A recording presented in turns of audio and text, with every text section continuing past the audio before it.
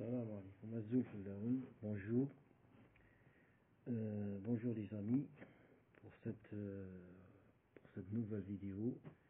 J'espère que vous allez bien et espérons de vous d'expliquer bien ce module qui est concernant le module de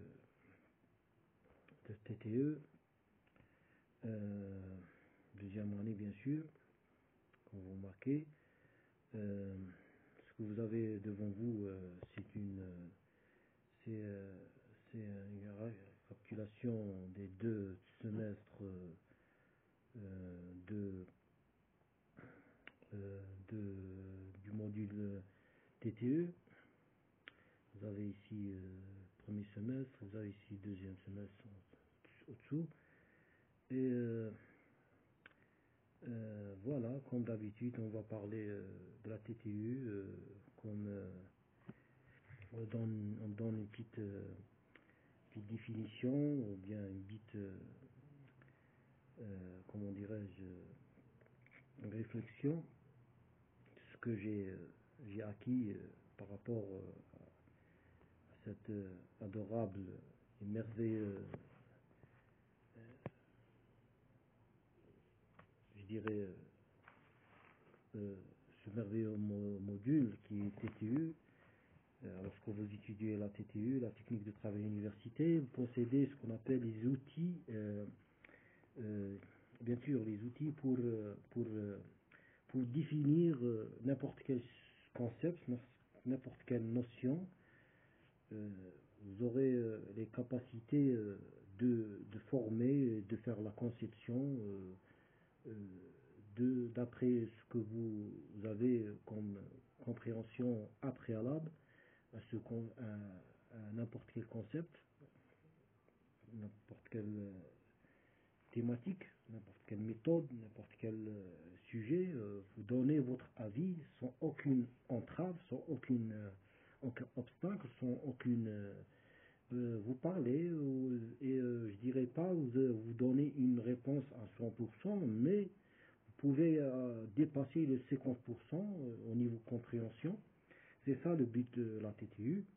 Mes amis, mes camarades, aujourd'hui on va évoquer le module TTU consacré de la deuxième année licence, qui est vraiment riche en concepts et notions, et vraiment c'est vraiment utile pour le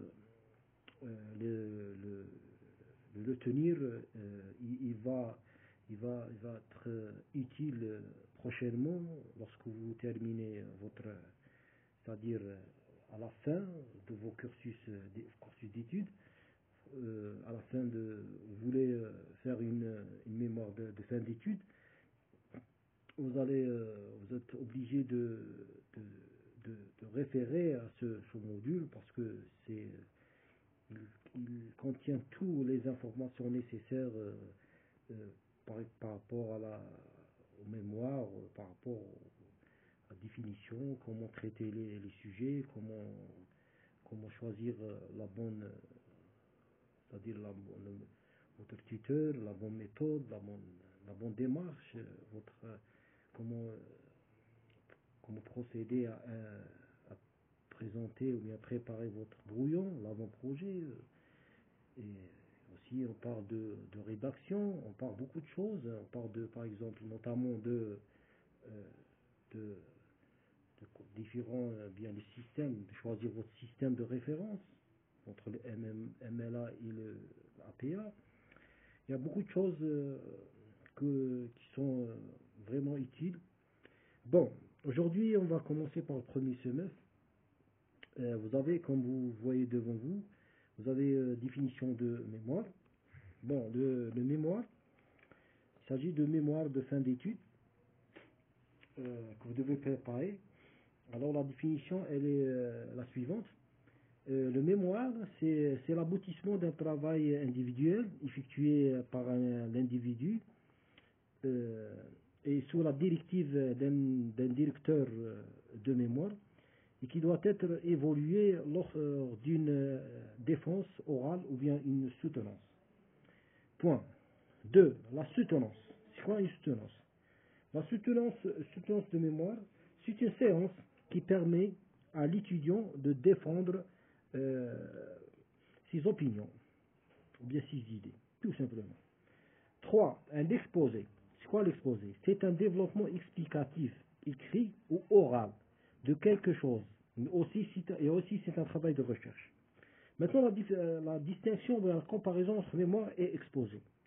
Ce sont deux travaux de recherche c'est-à-dire qui tournent autour d'une thématique dans le but d'expliquer et d'éclaircir un point de vue. Un point de vue ou bien un élément dans lequel le doute s'installe. Point final. Petite remarque, le mémoire, bien sûr, lorsque vous devez présenter votre mémoire, oralement, il comporte ou bien il comprend entre 15 et 20 minutes maximum. Maintenant, on va passer à ce qu'on appelle la définition problématique. La définition de problématique, c'est un écart qui existe entre ce que je sais et ce que je voudrais savoir à propos d'un phénomène ou bien d'un sujet, etc. Dont le problème de recherche se constitue à partir d'un constat qui ouvre et provoque un problème puis passe ce qu'on appelle à poser des questions ou des questions de recherche et arriver à des hypothèses. C'est ça. Point virgule à la ligne, les étapes de la problématique sont on a constat, problème, question et hypothèse. Point. Entre parenthèses, je voulais juste dire un mot, mes amis, je suis en train de vous lire mes résumés de l'année deuxième année licence français parce que c'est très important, c'est à vous de prendre note et ça c'est l'essentiel de l'essentiel, c'est le noyau, c'est en guise de vous rapporter des textes lents et fatigants et vraiment on va entrer dans ce qu'on appelle le monotone. J'ai évité cela, alors je vous ai choisi des résumés brefs, comme ça vous arrivez bien à les retenir, et je pense que mon oral il est palpable et vous arrivez à déterminer, à connaître les mots, comment ils se prononcent, il n'y a pas de problème là-dessus. Bon, maintenant on passe à ce qu'on appelle les types de problématiques. Dans les types de problématiques, on a 1, 2, 3 et 4. On a presque 4 éléments dans les types de problématiques. On va commencer avec, et je voulais juste vous préciser que chaque type, il a son propre exemple. Un problème, on a le problème pratique. C'est quoi le problème pratique? C'est comme une situation sociale difficile. Ça, c'est un problème pratique. Bon, pour le connaître, pour le déterminer, pour connaître, faire la différence entre lui et les autres types de problèmes, ce problème pratique, par exemple, on va le connaître à travers un exemple. Par exemple, on dit la condition socio-économique des familles monoparentales. Entre parenthèses, le mot monoparental, je pense que vous connaissez le mot. Ce concept veut dire que monos veut dire, c'est-à-dire un qui exclut l'autre, c'est-à-dire le père seul ou bien la mère seule. Monoparental, c'est-à-dire que on sait bien dans les ménages, il y a ce qu'on appelle des familles qui se composent de monoparental, c'est-à-dire que soit le père il est responsable des enfants et on a l'absence de la mère, soit le contraire, la mère elle s'occupe des enfants et c'est pratiquement, par exemple en France, pratiquement c'est ça. Les ménages, c'est l'absence du père. Par rapport à des problèmes, je ne vais pas étaler là-dessus. L'essentiel, la condition socio-économique des familles monoparentales. Ça, c'est quoi? C'est un problème pratique. Il est en relation bien lié à la société. 2. Le problème empirique. Lorsqu'on dit empirique, c'est-à-dire l'expérimentation.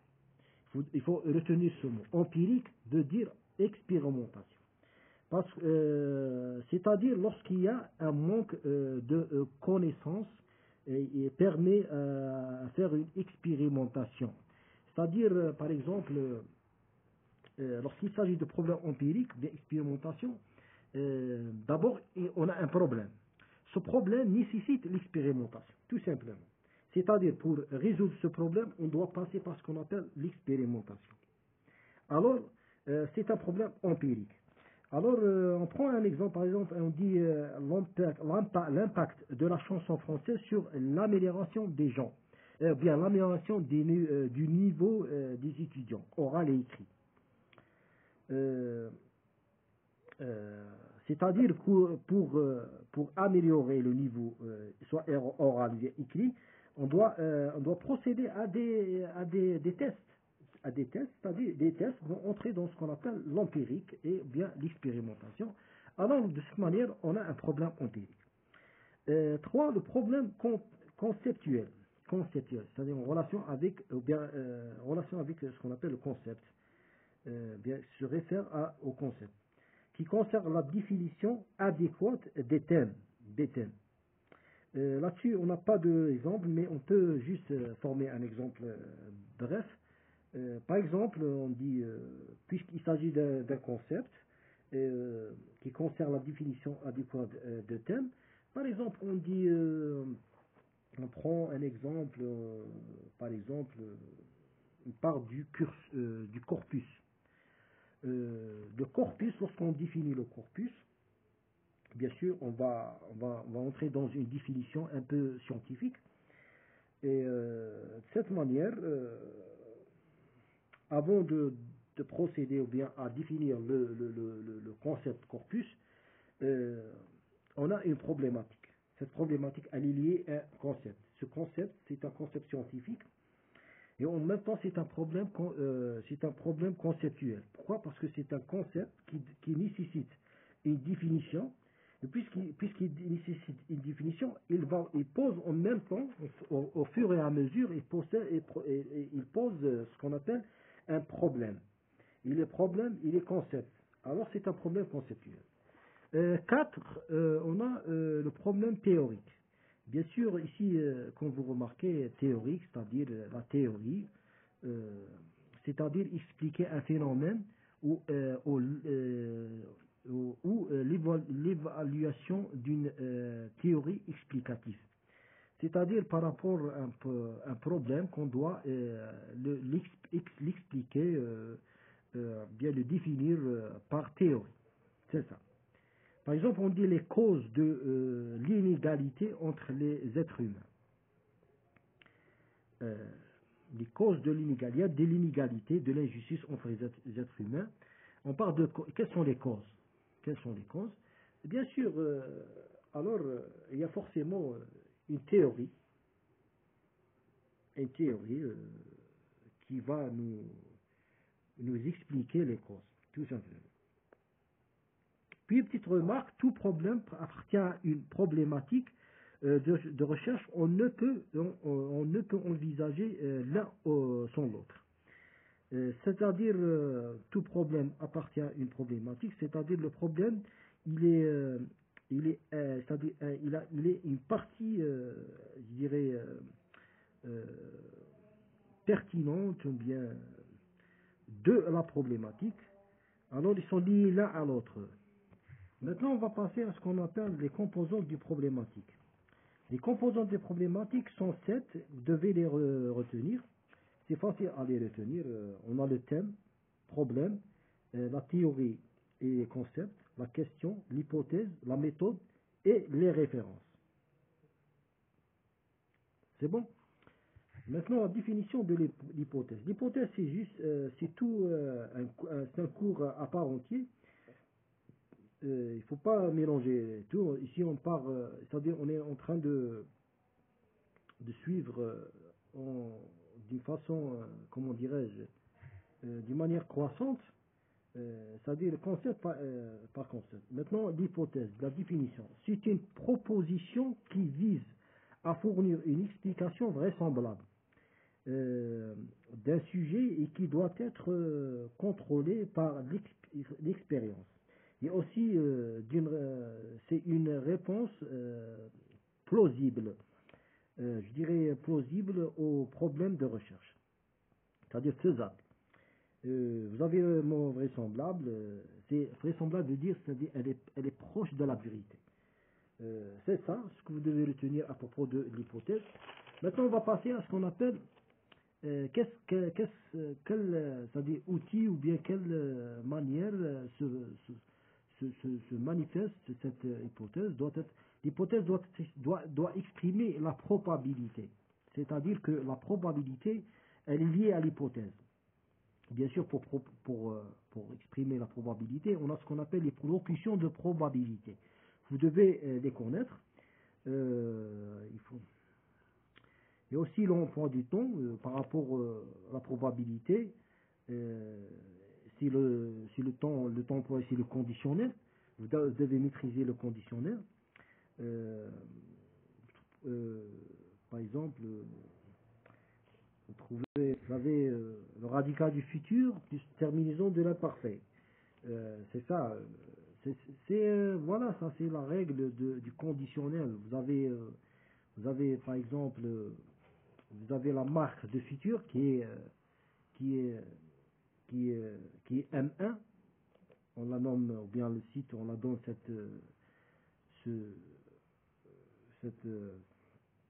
cette caractéristique, puis M2 qui est là, c'est la marque de l'imparfait. Vous avez plus la désinence ou bien la terminaison. Ça c'est par rapport au conditionnel. Par rapport à ce qu'on appelle les locutions, vous devez les connaître. Vous avez probablement, peut-être, admettons que, vraisemblablement, il se pose que, il est possible que, il semble que, il paraît que. Ce sont des locutions qui sont liées à ce qu'on appelle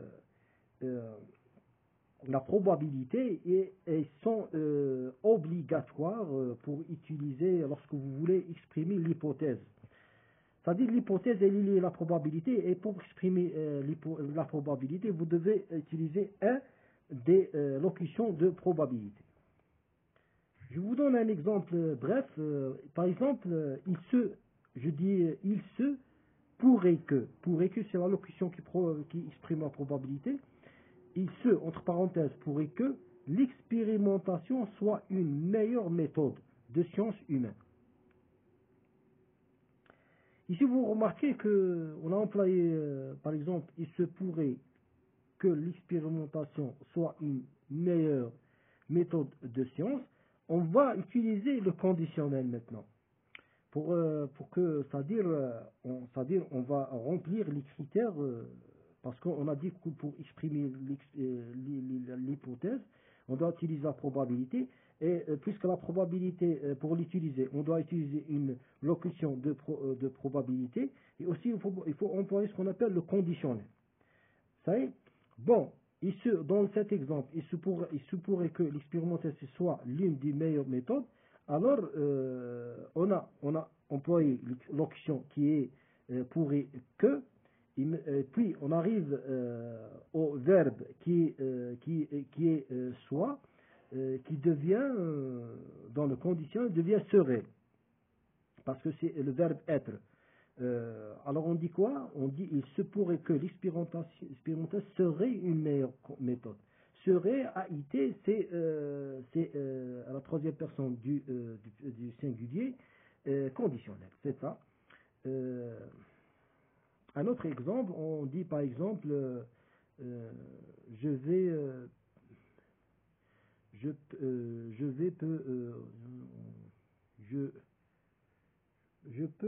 non. L'essentiel, je ne vais pas étaler juste un exemple ici. On passe à une autre chose. Maintenant, les questions fermées, questions ouvertes. Il faut faire la différence entre les deux. La question fermée, c'est une question qui a déjà des réponses préalables ou le choix de réponse. Par exemple, c'est que dans la question fermée, on connaît déjà la réponse, mais elle est fermée. C'est-à-dire, elle nécessite soit oui ou non, soit vrai ou faux. C'est-à-dire, lorsqu'on forme une question, on a la possibilité dans la réponse soit de donner oui ou non, soit vrai ou faux. Par exemple, le sport est-il bénéfique? Ah, c'est une question fermée. Parce que ici, on répond par oui ou non, bien vrai ou faux. Bon, deux, question ouverte. La question ouverte, elle est relative au domaine de la recherche, qui est irréversible. Qui n'est pas limité et suscite le questionnement. Qu'est-ce que j'entends par cela? J'entends par cela, par cela que dans la question ouverte, elle est d'abord liée au domaine de la recherche, elle est irréversible, c'est-à-dire irréversible, c'est-à-dire on ne peut pas la simplifier, et elle n'est pas limitée. Elle suscite le questionnement. C'est-à-dire elle est en effervescence, elle ouvre à d'autres pistes. C'est ça. On prend un exemple, je dirais, qu'est-ce qui rend le sport bénéfique? C'est ça, qu'est-ce qui rend le sport bénéfique?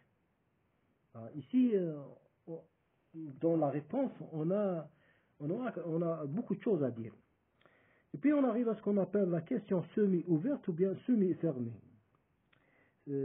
Cette question, elle est à la base fermée, mais elle ouvre une brèche ou bien une débauche vers des débouchés, c'est ça, et d'autres, beaucoup de questions ici.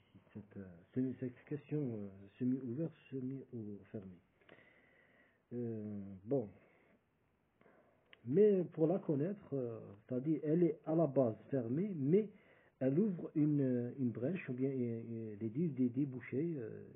Et vous devez ajouter ce qu'on appelle juste expliquer, le mot expliquer ou bien dire, ou bien étaler, ou bien c'est-à-dire pour qu'elle devienne semi-fermée. Elle est à la base fermée. Mais vous ajoutez expliquer ou bien justifier, elle devient semi-ouverte ou bien elle devient semi-ouverte, parce qu'elle a deux appellations, soit semi-ouverte ou bien semi-fermée. Maintenant, on arrive à ce qu'on appelle la méthode. C'est la méthode, la définition, c'est une démarche scientifique utilisée c'est-à-dire par les chercheurs avec un raisonnement logique, tout simplement. Maintenant, on a ce qu'on appelle les méthodes expérimentales, les méthodes de recherche en sciences humaines. Dans la méthode expérimentale, elle vise à étudier l'effet de la ou bien les variables dépendantes et les variables indépendantes. Et bien sûr aussi les variables étrangères. Mes amis, pour connaître, c'est-à-dire la différence entre ce qu'on appelle les variables dépendantes, les variables indépendantes étrangères, ces concepts sont liés à ce qu'on appelle une méthode, cette méthode, bien, une méthode d'expérimentation empirique. Lorsqu'il s'agit de variables dépendantes, on va donner un exemple, et aussi indépendantes et étrangères. Par exemple, c'est-à-dire pour bien les saisir, c'est facile, juste avec les exemples. On va commencer par exemple, comme variable 1, variable dépendante. Je prends l'exemple suivant. Le suivant, on dit une plante qui souffre de carence. De carence.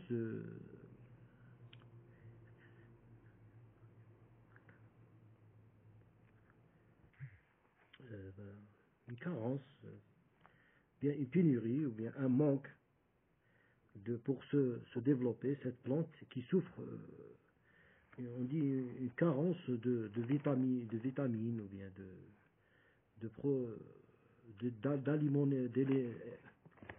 des aliments de, de,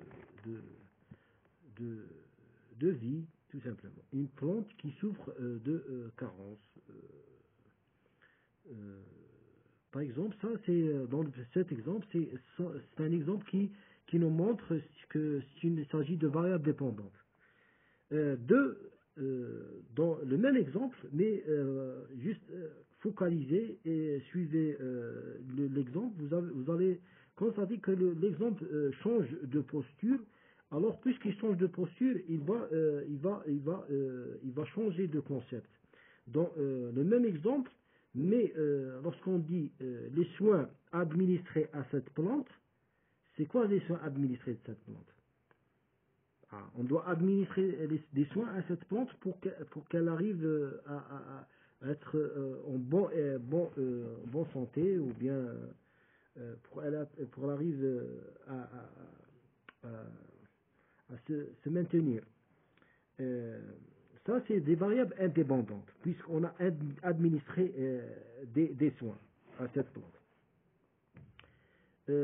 C'est un arrosage aléatoire à cette plante. Par exemple, on va négliger, par exemple, on fait des erreurs, l'homme fait des erreurs dans la vie, on est soupçonné de faire des erreurs, alors, ou bien, oui, par rapport à cette plante, si on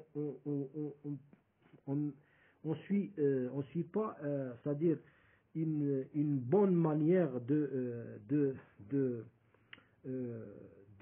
c'est-à-dire d'entretenir cette plante, elle va mourir, par exemple, par un arrosage aléatoire à cette plante.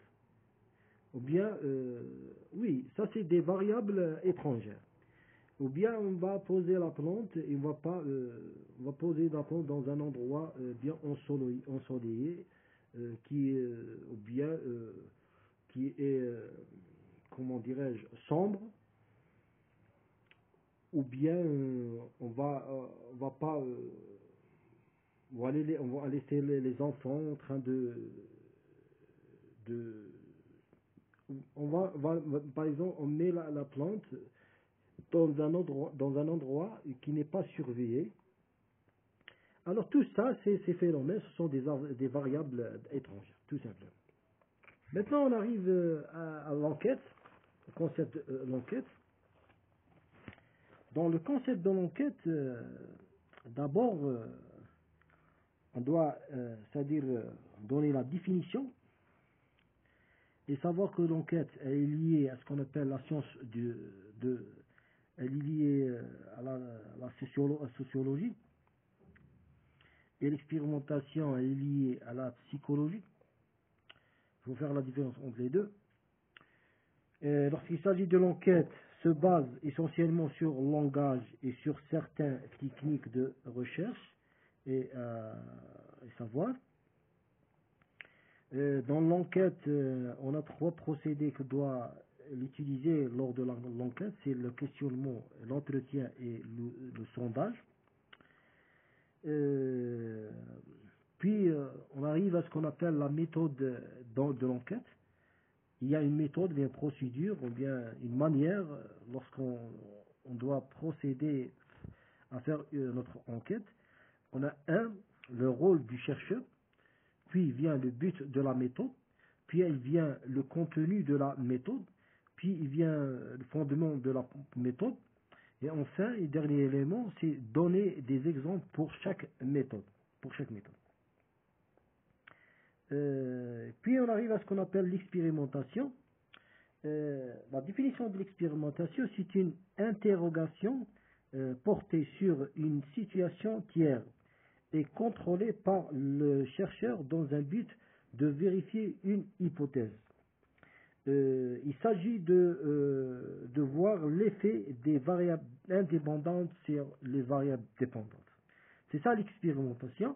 Maintenant, lorsqu'on appelle la différence entre la réalisation et l'expérimentation, lorsqu'on observe, on est en phase d'enquête, et lorsqu'on réalise, on est en phase d'expérimentation. C'est-à-dire, Bien sûr, l'expérimentation, c'est la phase empirique, c'est la pratique.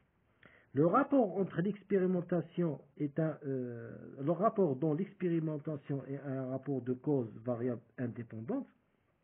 Ça, il ne faut pas oublier. Il y a un rapport de cause entre variable dépendante et variable indépendante dans l'expérimentation, c'est ça, on a dit ça. Euh, Maintenant, on arrive à ce qu'on appelle l'objectif de l'enquête. Vous pouvez avoir comme question, quel est l'objectif de l'enquête?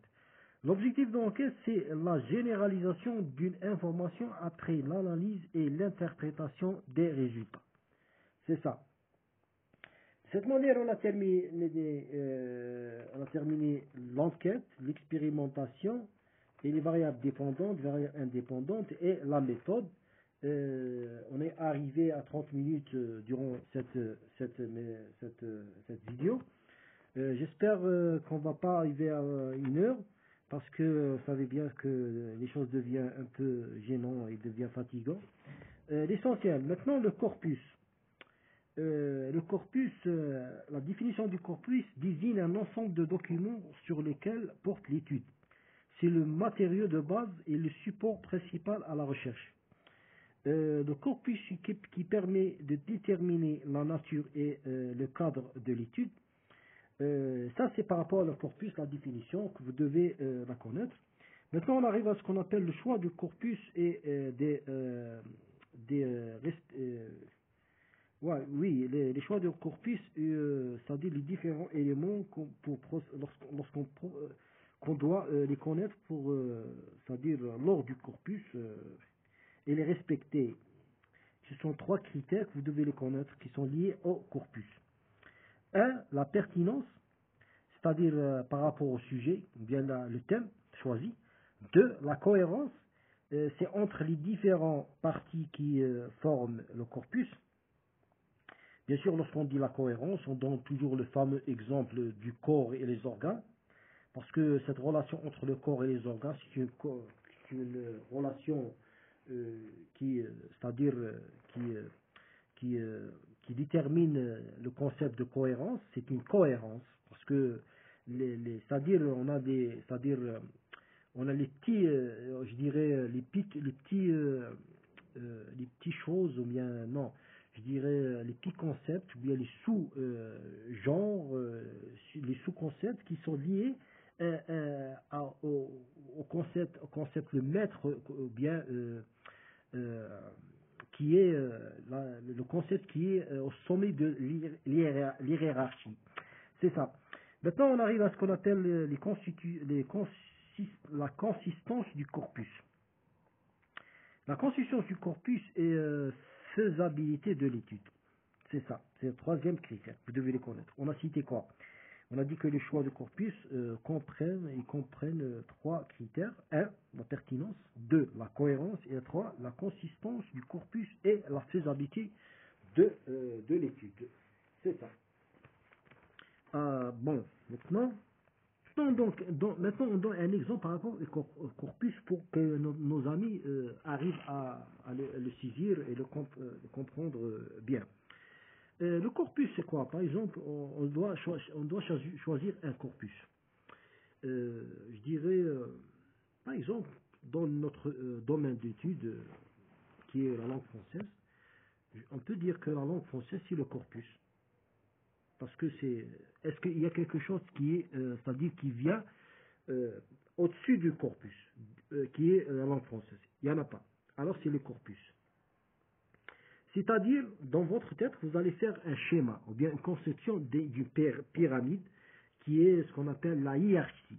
La hiérarchie de cette pyramide, au sommet, qui est le sommet bien au haut, qui est pointu, on va écrire la langue française. Ça, c'est le corpus. Mais au-dessous, on a bien sûr d'autres éléments, bien d'autres concepts, d'autres sous-genres. On parle de la linguistique, de la grammaire, la syntaxe, on parle de la sémantique, on parle de la phonétique, phonologie, etc. etc. Alors, par rapport à la langue française, ces dérivés qui se découlent de la langue française. Alors, par rapport à ces concepts, le corpus c'est la langue, c'est ça. La même chose pour d'autres exemples que vous pouvez les, euh, les former, tout simplement. Puis on arrive à ce qu'on appelle l'avant-projet. C'est quoi l'avant-projet? L'avant-projet, c'est les idées préalables, les idées avant. C'est une ébauche, ou bien entre parenthèses un brouillon, de réalisation d'un travail de recherche. Ah, c'est très important. Le mot projet indique qu'il ne s'agit pas de réalisation ou de l'actualisation de recherche. C'est-à-dire, lorsqu'on dit l'avant-projet, c'est toujours le brouillon, c'est-à-dire les idées qu'on est, bien sûr, dans notre cerveau, comme des idées qu'on devrait les réaliser prochainement, ou bien au futur. C'est ça l'avant-projet. Il faut bien savoir que l'avant-projet, c'est un des étapes pertinentes et importantes et primordiales dans l'élaboration d'une mémoire de fin d'études. C'est ça. Maintenant, on arrive à ce qu'on appelle les étapes à réaliser pour l'avant-projet.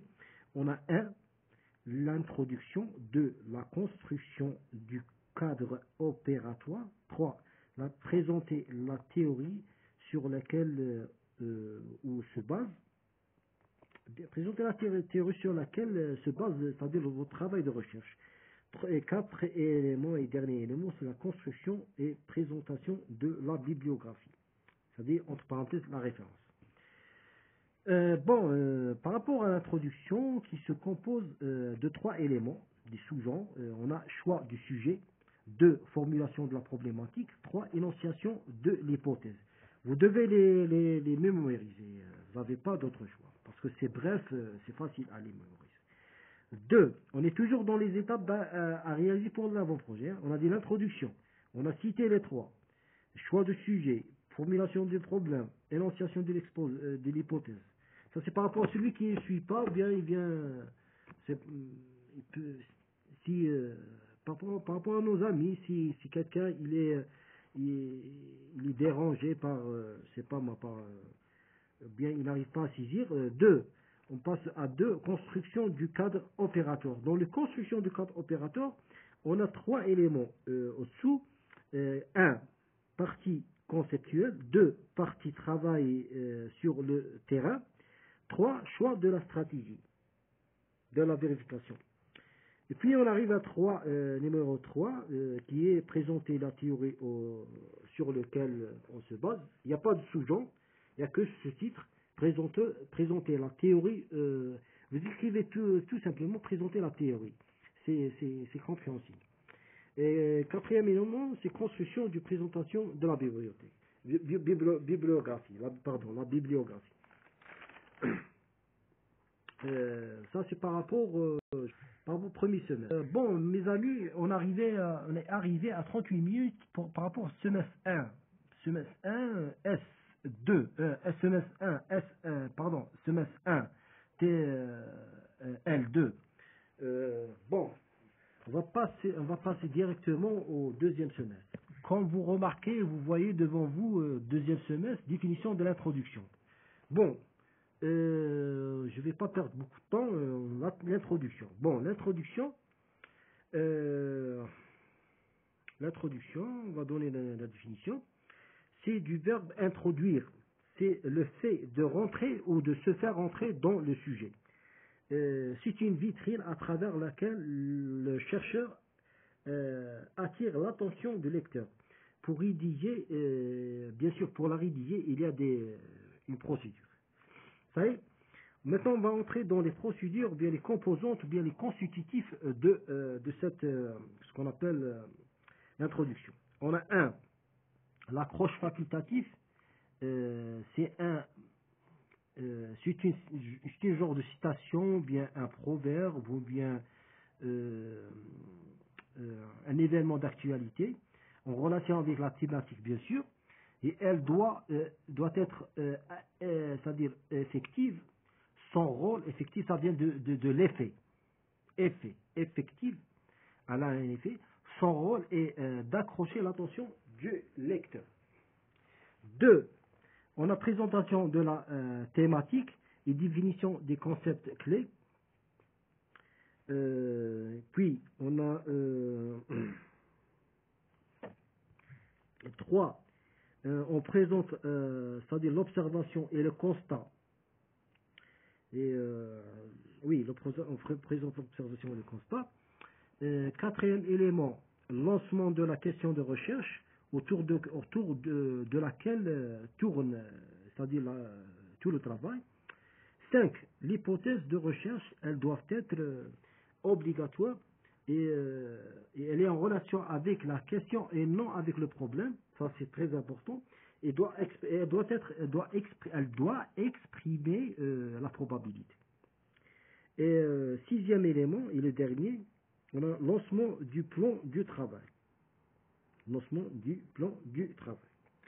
Bon, lancement du plan du travail, 2 points à la ligne, on a partie théorique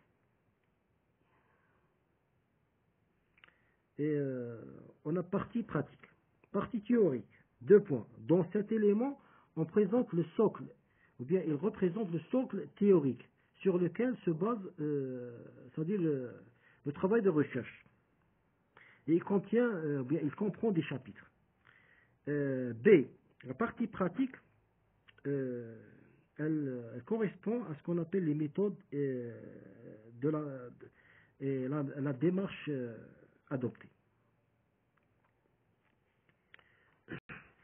Maintenant, on est arrivé à ce qu'on appelle la conclusion. La conclusion. Bon, la conclusion, maintenant on dit une définition de la conclusion. C'est quoi la conclusion? La conclusion du verbe conclure. C'est l'action d'achever, ou bien terminer, ou bien clôturer. C'est la conclusion, c'est la dernière partie rédigée dans un travail de recherche. Elle doit répondre à certains normes, bien procédés ou bien des éléments. Elle contient des éléments. Parmi les éléments de la conclusion, 1. Rappel à la thématique et la problématique. 2. Synthèse des résultats pour confirmer ou bien infirmer les hypothèses. 3. Les difficultés et les problèmes, c'est-à-dire qui entravent le chercheur durant son travail. 4. On propose des solutions. Point à la ligne, ça c'est l'important. Bon, vous écrivez conclusion de point à la ligne. Ce que vous devez retenir à propos de la conclusion, elle peut se terminer par une question de recherche, une question ouverte. Cette question ouverte, elle va ouvrir, c'est-à-dire une sorte de débouché ou bien une brèche vers d'autres pistes de recherche. Et ce que vous devez retenir dans la conclusion, on ne peut jamais donner notre point de vue. La conclusion, il s'agit toujours d'être objectif, l'objectivité, le contraire de subjectivité. C'est bon. Maintenant, on est arrivé à ce qu'on appelle le mémoire. On a donné déjà la définition de mémoire. Maintenant, on parle de, c'est-à-dire comment réaliser ou bien faire former une mémoire de fin d'étude. Bon, pour former une mémoire de fin d'étude, 1. Il faut bien choisir le sujet ou bien le thème. 2. Dégager la problématique. 3. Bien choisir votre encadreur. 4. Adopter la bonne méthodologie, c'est-à-dire la méthode de recherche, la bonne méthode. Et 5. Commencer vos recherches documentaires, c'est-à-dire la recherche, la collecte des informations et des connaissances. Et bien sûr, si on parle de brouillon, rédiger une ébauche, voilà, on est arrivé, c'est-à-dire l'avant-projet. Et 7e et dernier élément, c'est passer à la rédaction de votre mémoire. Bon, je vais donner aussi la différence entre table de matière et sommaire. Quelle est la différence entre table de matière et sommaire? La table de matière correspond à une liste c'est-à-dire une liste complète de parties et de sous-parties d'un document. Le sommaire, c'est généralement un plan qui, euh, qui suscite bien, qui est bref, bien court, et ne correspond pas forcément tous les sous-parties. C'est-à-dire c'est une voilà. Euh, le sommaire propose un résumé, c'est-à-dire des parties. Euh, il faut savoir que dans les parties, il y a ce qu'on appelle les chapitres. Puis on arrive à ce qu'on appelle la référence et ressources bibliographiques. La définition, ou bien connaître c'est une composante. Hein. Il faut savoir que c'est une composante. Parce que avant de passer à la référence et ressources bibliographiques, puisqu'on a donné la manière comment former ou bien préparer notre mémoire, maintenant on parle des composantes de mémoire. C'est-à-dire le mémoire de fin d'études, il contient des composantes ou bien des éléments. Il faut bien les mémoriser et connaître par cœur. 1. Page de garde. 2. Fausse passe de garde. Remerciements, dédicaces, liste et tableau de représentation graphique. Vous avez le sommaire. Sommaire, il est facultatif. Vous devez le mettre soit au début, soit à la fin. Il n'y a pas de problème. Puis vous avez introduction générale. Puis vous avez partie théorique, partie pratique. Et puis vous avez une conclusion générale. Après la conclusion générale, vous avez références et ressources bibliographiques. Puis elle vient la composante table de matière. Puis l'annexe.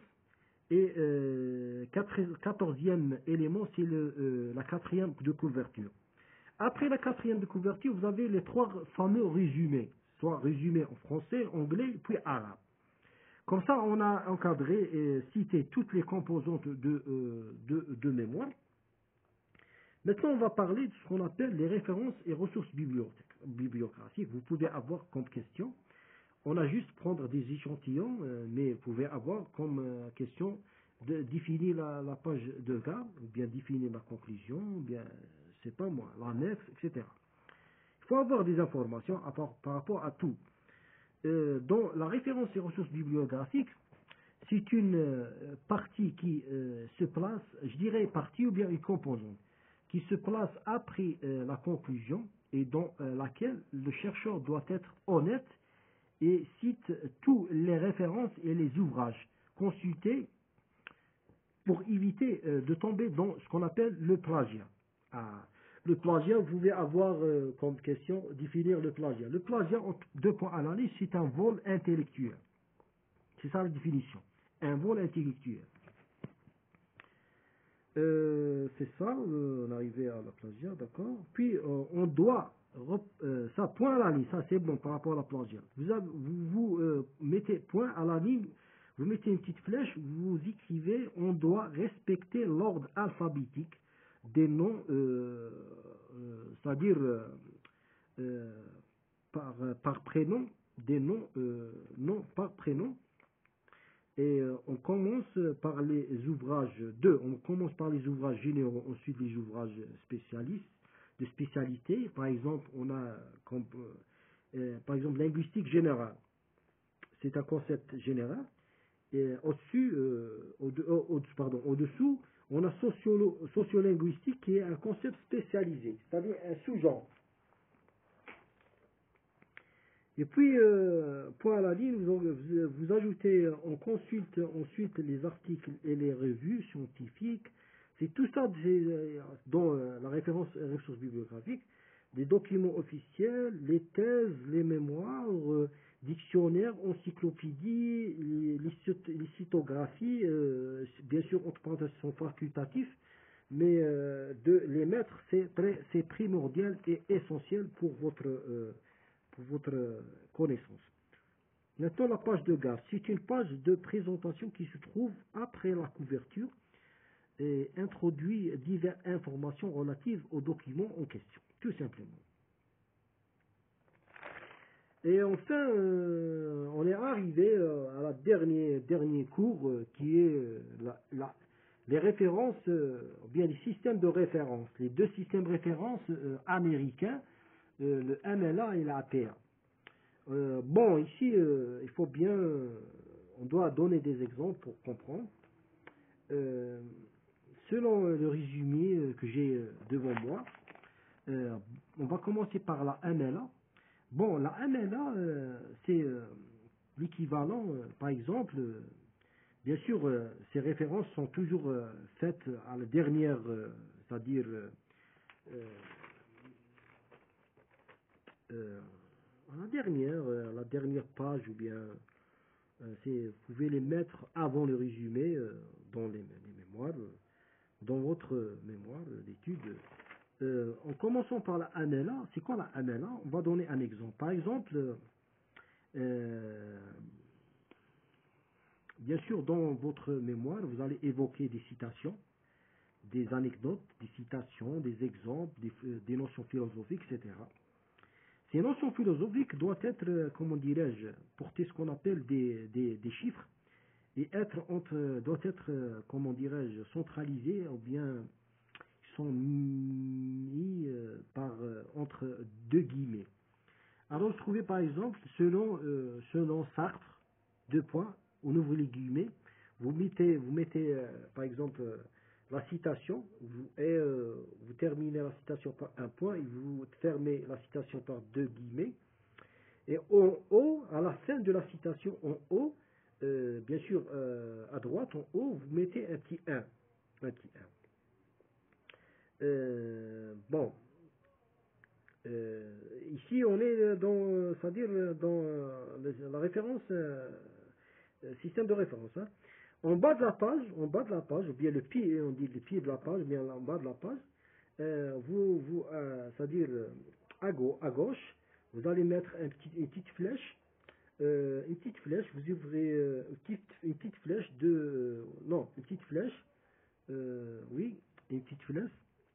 Vous dites, par exemple, non, avant une petite flèche, vous mettez un petit 1 suivi d'une petite flèche, vous écrivez Sartre, virgule, vous mettez le nom de l'ouvrage dont vous avez tiré cette citation, virgule la date de publication, si elle est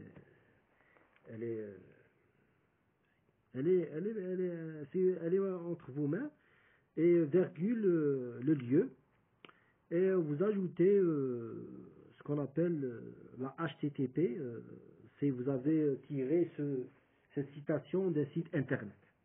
Ça, c'est par rapport à la MLA. C'est bon? Bon, maintenant on va passer à ce qu'on appelle la APA. Dans la APA, on peut dire que c'est la même chose, mais sans deux points et guillemets. C'est-à-dire que la citation, elle est mentionnée directe, mais en bas, vous trouvez ni flèche ni rien du tout. Vous trouvez par exemple Sartre, virgule, le nom de l'ouvrage, virgule, date de publication, virgule, site internet, HTTP, etc. Je pense que c'est facile à faire la différence entre les deux.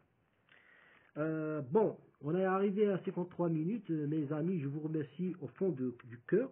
On a terminé cette vidéo ah oui, j'aime ce module TTE parce que c'est un module qui est en relation avec la science, avec les termes scientifiques. Je pense que celui qui se focalise à étudier la technique de travail universitaire, il arrive à définir tout. C'est-à-dire, il a la réponse à tout. Franchement. Bon, je vais pas étaler. Bon, merci mes amis, les camarades. J'espère que vous abonnez parce que franchement, on est arrivé à 57 abonnés. On est loin pour vraiment, c'est-à-dire lancer cette chaîne et devenir une grande famille. Pourquoi pas? Vraiment, on est en train de présenter quelque chose qui est respectueux. Il faut toujours voir le positif et négliger et délaisser ce qu'on appelle les négatifs. Par rapport à d'autres chaînes, on est meilleur. Il y a des gens qui font vraiment, vous pouvez voir et constater de n'importe quoi. Des chaînes qui sont rien qui c'est pas moi, qui qui parle de choses irrespectueuses, de vulgaires, c'est pas moi. Nous, on est dans le cadre de l'enseignement par rapport à la langue. On est vraiment, comment dirais-je, en soi, non. Je dirais, j'espère que cette chaîne serait l'élan et l'élan et la chose qui va pousser pour devenir mieux et meilleur dans le futur qui est futur, je dirais, qui est proche, et bien sûr développer notre oral parce que c'est très important. Et pardon pour cette prononciation entre, si je prononce le R, des fois je prononce le R, ça c'est, je pense pour le moment c'est pas important. L'essentiel aujourd'hui dans notre ce premier stade, c'est juste acquérir le lexique et parler d'une façon, je dirais, euh, à l'aise, exprimer, avoir tous les mots, c'est ça. C'est-à-dire maîtriser la langue. Mais la prononciation, elle vient plus tard, parce qu'on ne peut pas être, c'est-à-dire prétendre être expert dans la langue comme ça, d'une jour à une nuit. Non, c'est impossible. Merci du fond du cœur et bon vent.